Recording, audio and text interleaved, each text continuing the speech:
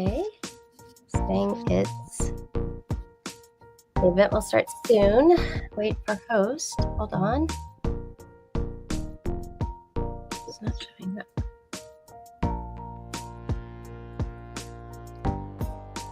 I think I can stream it to my audience too. All right, here we are.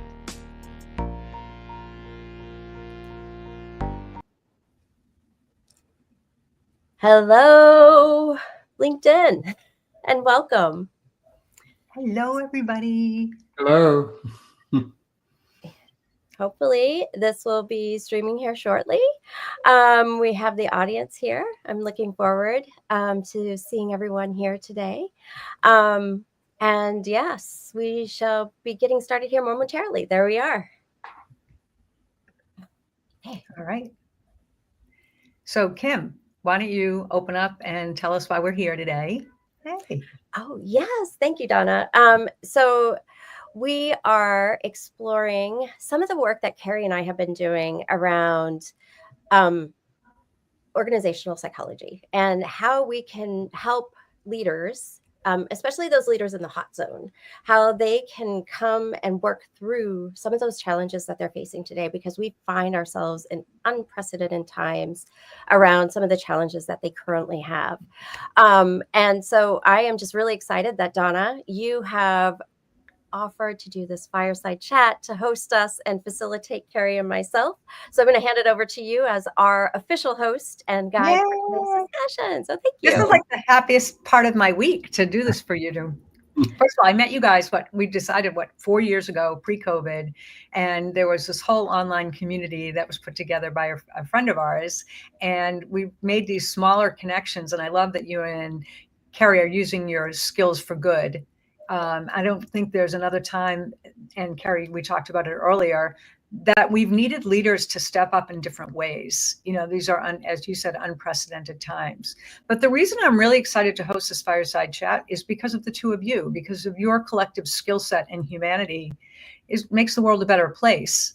And Kim, you've worked for the Axes and the Bloombergs, and you've had a very storied career. Kerry, you as well started at AT&T. You're both organizational psychologists. I can't think of anything we all need more than that.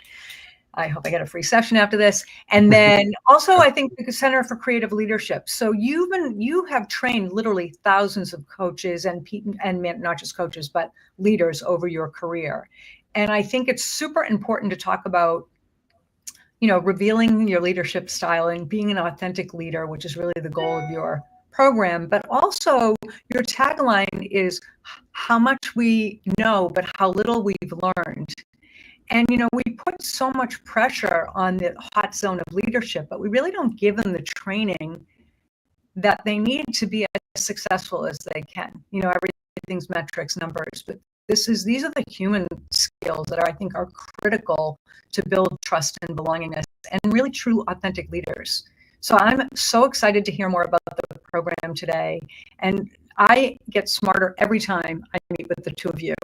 And so I'm going to turn it over to you, Kerry, just to talk about how this program came to be. And Kim and I had decided early on that we represent I say two generations of organizational psychology, but maybe I'm cheating a little on my age. It's maybe a little more of a gap than that. I started my career way back in the 70s with AT&T, and we were an esteemed group of psychologists who were very interested in understanding people in the total complexity of their lives. And it was all about experiential learning. And my particular interest was in understanding stress and how that impacted people. And people kid me that I started this study when AT&T didn't have any stress, really. We had lifetime employment in exchange for loyalty and hard work. And but what happened in the middle of my career there is the government decided to break up the largest corporation in the world and it put all of us truly in survival mode. So my study of stress was happening while people were totally overwhelmed and stressed. And I had a lot of knowledge and experience in how to deal with that. But what happened to me is what often happens is the organization wasn't really interested in having me apply that in an effective way. They wanted me to develop a one-day program that would fix the turmoil. And that's where the tagline comes from in this little training that we're doing, is that we've been there before. We know a lot about what helps leaders in difficult times. And Kim and I connected around the notion of connection and belonging and what it feels like to be a leader in the middle in difficult times. And throughout my career, I've focused on that, both at AT&T and my long career at CCL. So a combination of investigation, application, training, coaching, writing, authoring books, it all brings us here to think about how can we help in 28 days, not to fix the problem, but to give people a good opportunity to learn a lot about who they are and how this impacts their own leadership. So that's our goal. That's a great goal, and certainly 28 days is more than a lot of companies spend training their leaders. Yes, it is. In the old days, I was often given a week, and sometimes with CEOs and presidents, 18 months to do this kind of a dive into your inner leadership. That's not the case these days. And we say 28 days. That doesn't mean 28 full days with us. It means 28 touch points for you to learn about yourself during this program. And Kim can maybe give you a little better idea of how those days play out. And Kim, before I forget, maybe we can put some of the leadership articles and books that Kerry has authored in the chat when you post it, because Harvard Business Review uses one of your articles extensively. So you have the credentials to teach this program and then some. I'm going to turn it over to you, Kim, but it just hit me in the head. Thank you.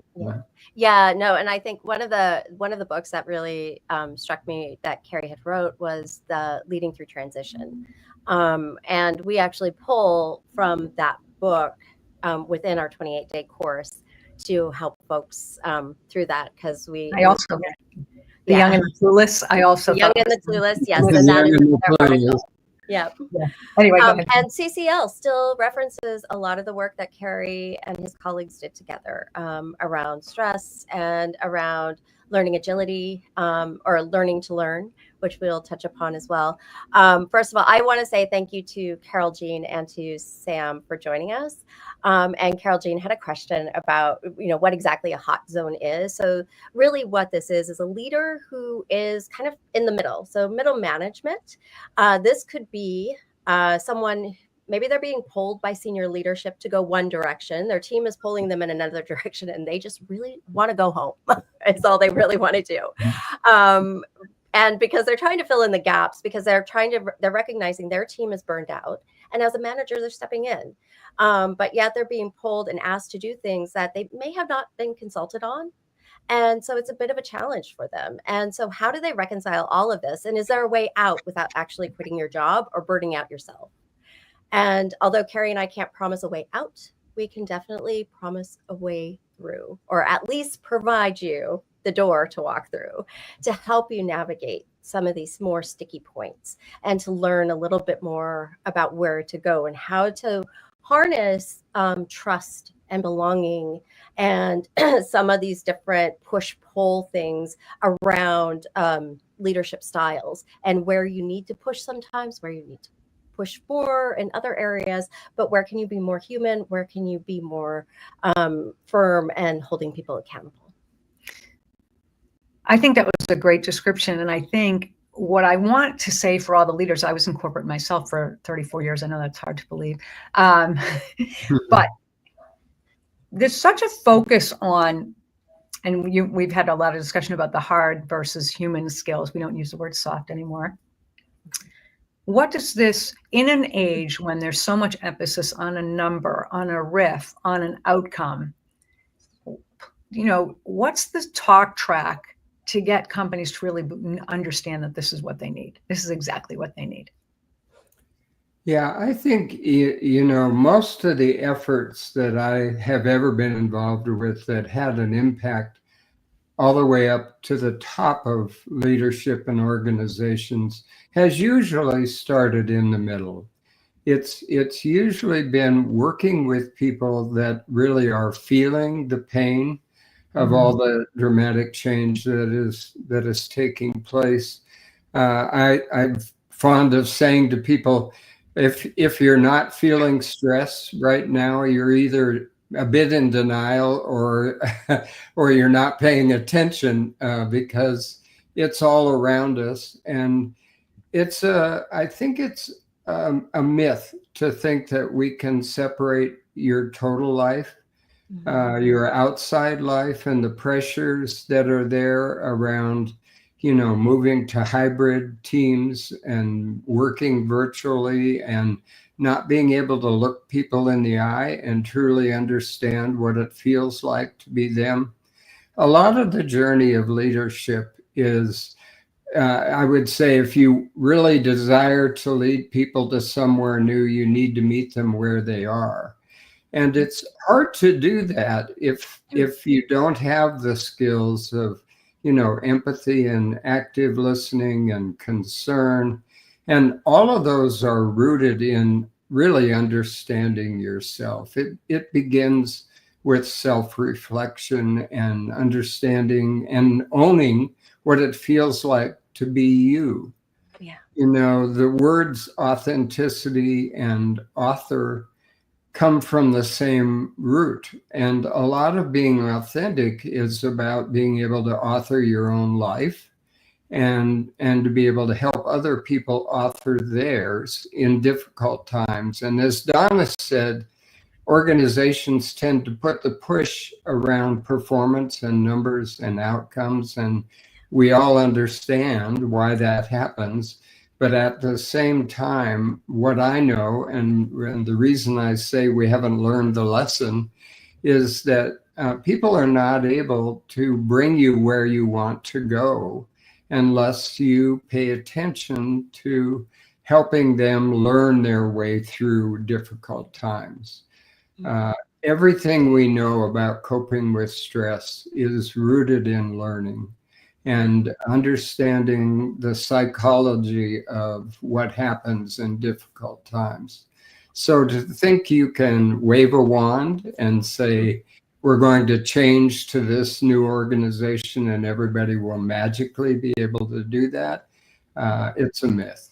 And so what we want to do in this program is kind of help you wade in the water a little bit, to do some experiences, to do some reflection, to understand how much we mask our feelings and our behavior when we're in difficult times. And taking off the mask helps you help others. And so we'd like to start that process with you a little bit. I love all the things that you talked about. And before we got on the call, it was interesting when we talked about authentic leadership that Kim had said that she had a leader that really wanted her to mirror her leadership style. And your team really understood that they weren't dealing with the real you. They felt that inauthenticity. Yeah. And so when we talk about outcomes and performance, you can't have any of that if you're not dealing with, you won't establish that trust and connection. So you won't be able to lead in the manner of anybody else if your team doesn't believe in you. That's true. Yeah. Yeah, that is. Thank you for sharing that story. I just thought it made sense here after what Kerry said. Absolutely, absolutely. And I think there was something that you said, Kerry, that really struck me too, was this idea of stress and how we manage stress and how you can actually be very resilient in managing stress, which is what all your research has shown, is that those individuals who do are learners and they are people who are very curious about learning. And they don't necessarily strive to create stress in their lives. I've had managers that way too, Yeah. like a lot of chaos and stress because that helped them to perform. But for myself, I like the calm. I like saying, "Hey, let's work together. Let's move this forward. Let's have this shared purpose and vision of what we need to do." Yeah. And the other thing too, Kerry, that you brought up was reflecting on yourself and knowing yourself. Because when we are in stressful situations, what's the first thing we do? We lean back into what we know that is the easiest way of working, which isn't necessarily how you want to work Yeah. and who you want to be at that moment. So it is, if we don't give ourselves that space and time to have the capacity to make sure that we're intentional about our actions, our words, our behaviors, and how we are there with our teams, it's very, very difficult. Yeah, Kim and Donna, there's a huge conspiracy in life to keep you being who you've always been and doing what you've always done.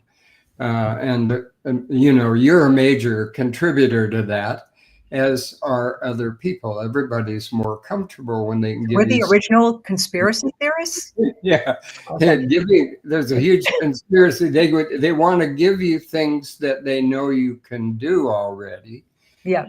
Which is not the ideal setting, ideal balance for helping you learn to be more effective and advance and grow into different roles in your life and your career. If you're not feeling discomfort when you're learning, then it's probably not a new learning for you.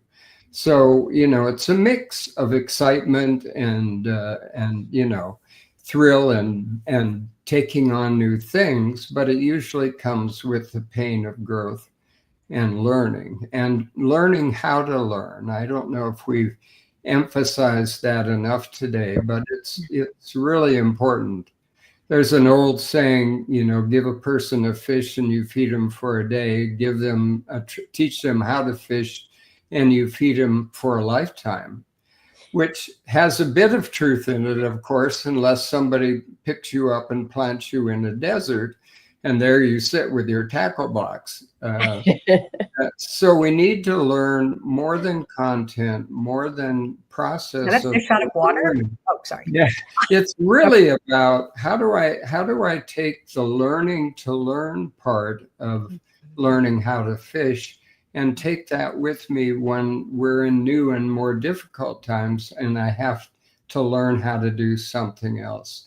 So how do I become a more effective learner over time is really the key to advancement. Yeah. I love that. When you talked about that yesterday, I was like, whoa, that makes such a difference. And you are right about that. So can we just pragmatically just talk about the structure of the program? Because I know we're talking a lot about leadership and what our goals are, but I want to get down for the people listening. Take me through the program a little bit. Yeah. So the program is structured for 28 days.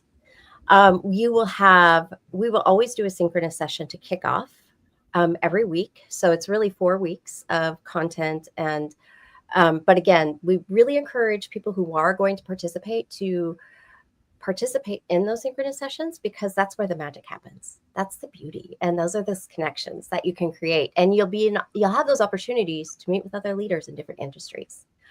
But there are 4 pillars with the program. The first week, the first 7 days, is really focusing on surveying your leadership terrain. Where are you today? What's happening within your environment? How are people responding? How are you responding to this? What does it feel like to be you? So really starting to get a roadmap of how this looks and what your environment looks like. The next week, the second week, is around stabilizing your team dynamics for trust and growth. This is where we're going to start bringing in concepts around trust and belonging. We'll bring in work that Kerry has done in leading through transition, because that also really focuses in on trust and how do you build that with your team and how can you create a cohesive team. And that will be then overlaid in like, okay, well, let's look at this as it relates to your terrain. How does this impact this? How can you navigate and how can you use some of these tools and techniques and models in the world that you're living in and within the frameworks that you're living in today? The third week will be balancing authority to empowering collaboration. And here we're going to be talking about power and what motivates people. How can you move to empowerment with your individual, with your teams, and for yourself too, and setting boundaries, because a lot of that is around trust and around power, and how much power do you really need, and what type of power are you exerting? So is it a role power or a status power, or are you asserting your personal power and allowing your individuals on your teams to also assert their personal powers? And then we'll bring it all together on the fourth week. Well, the fourth week is really about reflecting where you are today, where you envision your team going forward, and what are some of those steps that you're going to take now with some of these new tools and techniques that we've helped you develop and experiences that you've had during your time together. And then, you can either launch and try it out on your own, or Kerry and I will also be available to provide additional support and guidance as you're going through the journey. It sounds very intentional where everything builds off each other. So is there one meeting a week and then there are touch bases? So just from a time and actual, I think like a corporate person. So what is the actual time commitment? Yeah. Yeah, we're anticipating about 2 hours a week total. The exercises for every day are really designed to be quick. The only 1 hour session is the synchronous session that we'll do at the very beginning, or beginning of each topic week. We do have an onboarding session, a welcome and onboarding, because we want to have an opportunity for everybody to come together before we officially launch. But I think just from that, just the workshop or the synchronous session, and then everything else is asynchronous. So there'll be small learnings that you can do, and then reflection, and they shouldn't really take you more than 15 to 20 minutes, because I know time is so important to leaders and executives and managers in today's environment. But this time is your time, and putting those boundaries to keep it sacred and block it off on your calendar is really important. The other thing that Kerry and I will be offering as well is office hours, drop-in office hours. So once a week, we'll just open up a Zoom, and folks who are part of the program can just join and ask questions, chat, share any insights. Yeah. Can I add just one thing to that? And of course. Kim said it, that we really want you to try to be there, try to schedule so you can be live in the synchronous sessions. One thing I've learned throughout my career working on this is that the ability to be open and trusting and connect, and the dreaded V word, vulnerability, be vulnerable with each other, is probably one of the most important elements of the experience that we're trying to create for you. I know for me during COVID, it seemed like on any group session that I was in, as soon as somebody was honest about the stress and the discomfort and what was going on, there was a sigh of relief in the room, and everybody would go, "Oh, it's okay to talk about how I'm feeling." It's because we all tend to pretend, "Oh, this is fine.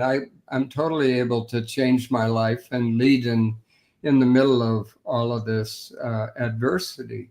Yeah. But there is a lot of learning that comes from being able to open up and talk to other people who are living your life in a different way. They have their own version of their story. And a lot of this work that we want to do with you is about understanding your story and recognizing that we all have one. We all have a story, and it's often very complex and goes way beyond the work environment. So, well, we're holistic. That is a very good distinction. So, for anybody that's watching, who's your ideal person to attend this program? And I know it can be wide, but yeah. Kerry, do you want to jump in, and then I can add? I think what Kim said about, if you're in the middle of the hot zone, if you're charged with leading other people at a time like this, you can often be the beacon of light in many people's lives. When people are dealing with stress and change, they don't usually look to senior leadership or the CEO to solve how they're feeling. When people talk about who are the people that were really important for me when I was going through a change like this, they will usually say someone relatively close to them, like their own boss or a mentor that they found somewhere in the organization. And so this program, we would like people that want to learn about how they can be that person that someone else might talk about years later and say, you know, thank goodness I had Donna during this time as a boss, because it created a real space for us to be able to reflect and be more effective at learning our way through. And that's not a given in most organizations. So we're looking for people like you. You might be a middle manager, you might be a senior manager. We're open in any setting, you know, whether it's education or corporations or, you know, whoever. We would love to have you. The more the mix that we have, the more capacity we create to learn from each other. So, and I think you did cap this, right? Because you want to keep a relatively intimate group. we So do.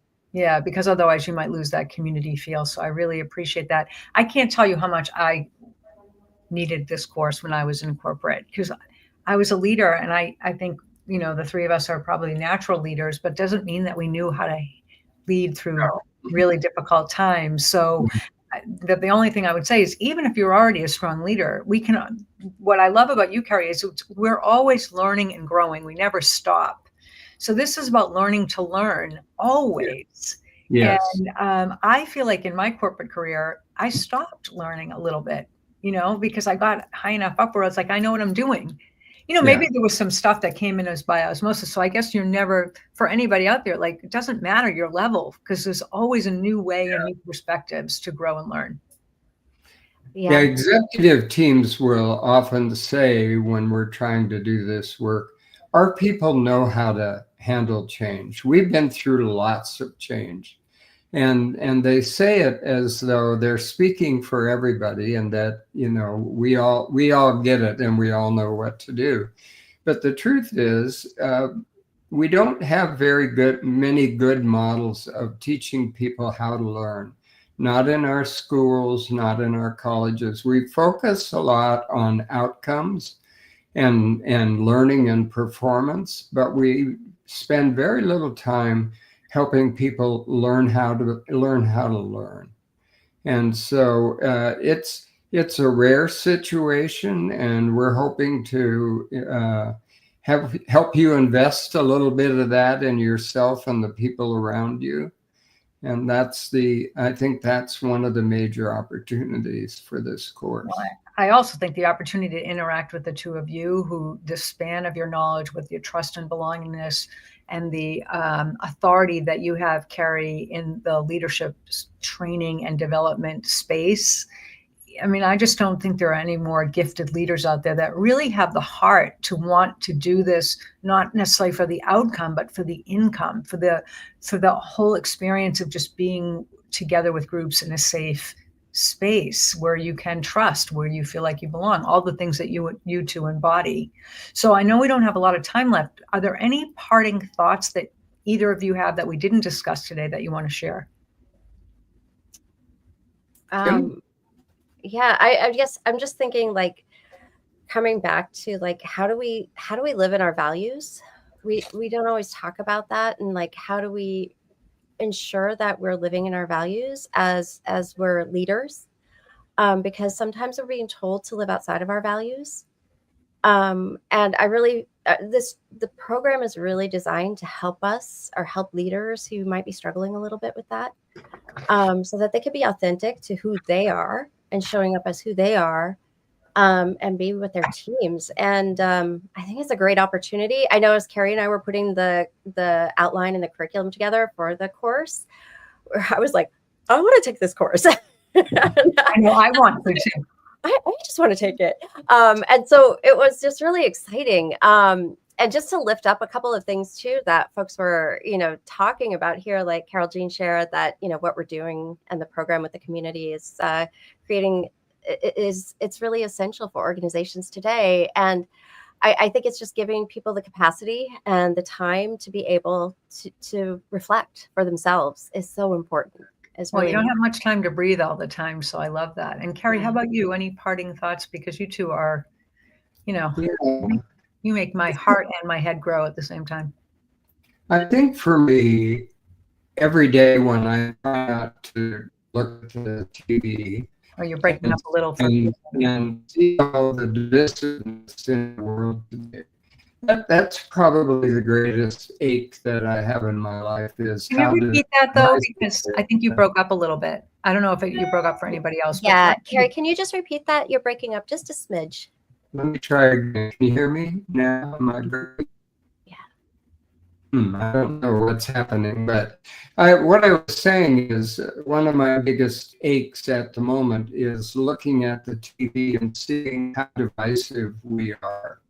And that's the greatest thing undermining our ability to lead effectively right now is that we have a tendency, at least in our political spectrum, to stop talking to each other. And we all know that learning and creativity and solutions, everything is impacted by that. We want to be a space where we come together and connect. And Meg Wheatley wrote a book, Who Do We Choose to Be? And in that book, she talks a lot about how we've gotten away from a lot of what makes us effective as people. And that what we need to be are, her quote is, warriors for the human spirit. I like that. That we need to bond together and learn together and be open and trusting in a way that we get to a better place. And so that's the kind of space that we hope to create in this program. Kerry, thank you. You broke up a little bit. So I just thank you for everybody that joined today. And I think you two are going to do a workshop in probably after the holidays so that you can get a taste of the program. So stay tuned for that. And I know that Kim will post a link for anybody who didn't make it live so you can watch this again, and we'll promote that. Kerry, I think we should consider adding the links to some of your articles and books because they're powerful and still used today. To do that. And if people want, they can visit my website, which is unevensurfacesbelonging.com. And there's more information about the course, and they can take a look at the structure of it. And we're running an early bird special right now until the end of the year. So they can have that option there too. And yeah, I think I just want to close maybe on this because this is really wonderful. The warriors of the human spirit. That was the best line. The beautiful line, sentiment. It was the best line. We are warriors of the human spirit. And I love that. And you two are absolutely terrific. And the people that take the leap and take your program, and it's not so much of a leap, will come out better on the other side. And we need more of that. So thank you both for doing what you do. Yeah, thank you. Thank you. Thank you for hosting, Donna. This was really great. So I really appreciate it. Thank you. Yeah.